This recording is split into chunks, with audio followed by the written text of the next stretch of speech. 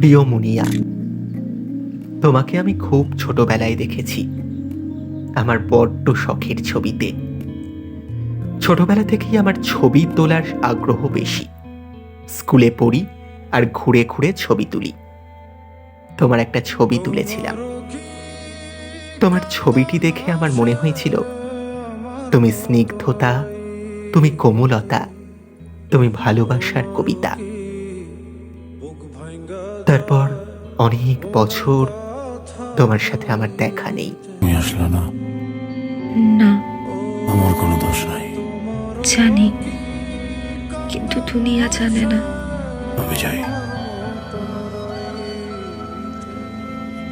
যাও।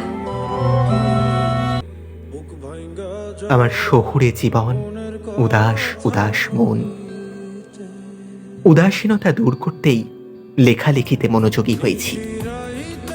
কবিতা, গল্প, ছন্দ, উপন্যাস কিংবা পত্রিকায় কলাম লিখতে অভ্যস্ত হয়ে গেছি।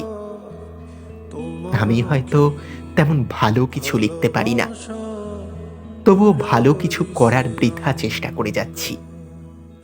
তুমি আসলে না, তুমি হয়তো মাঝে মধ্যে আমার কিছু লেখা পড়তে, জানি, আবার মাঝে মধ্যেই আমাকে লেখার উৎসাহ দিতে।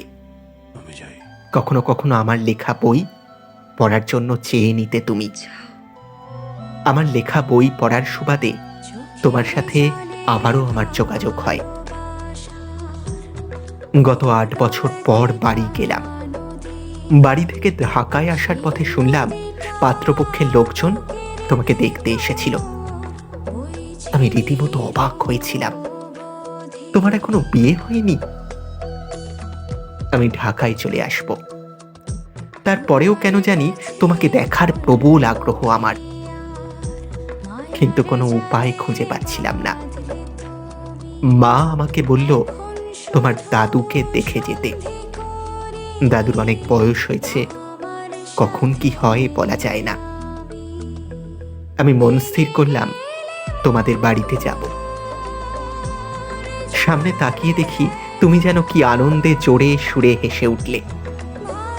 তোমার চোখে আমার চোখ পড়ল। তুমি আমাকে বলছো তোমাদের বাড়ি যেতে। আমি তোমাদের বাড়িতে গেলাম।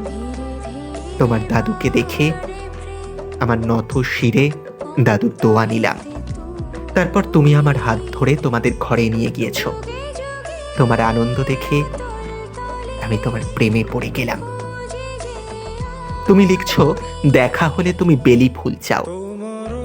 কিছুদিন পর কিশোরগঞ্জ নিরাময়ে তোমার সাথে আমার দেখা। সেদিন কাঠ বেলির কাজটা দিয়েছিলাম তোমার চুলের খোপায়। তুমি খুব খুশি হয়েছিলে, আমারও তাই মনে হয়েছিল। এভাবেই তোমার আমার ভালোবাসার গুরুত্ব বাড়ছে। একে অপরকে বটবৃক্ষের শিকড়ের মতো জড়িয়ে ধরেছি। একদিন কিশোরগঞ্জ ফুড ক্যাম্পাসে দুজন মিলে লাঞ্চ সারলাম। তারপর কথোপকথনে কিছু সময় অতিবাহিত হলো।